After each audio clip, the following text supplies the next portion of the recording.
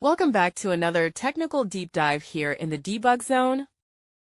Today we're tackling a big question and breaking it down with insights from other users. Hopefully this clears up some misconceptions and helps you get the answer you need. So buckle up, stay a little curious, and let's jump right in.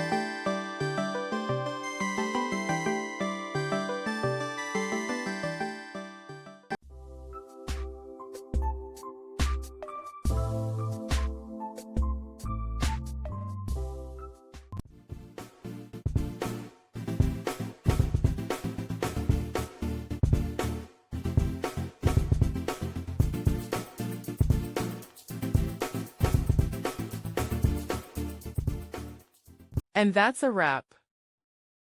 I hope you found the answer you were looking for. If you did, take a second to hit that subscribe button. It really helps out.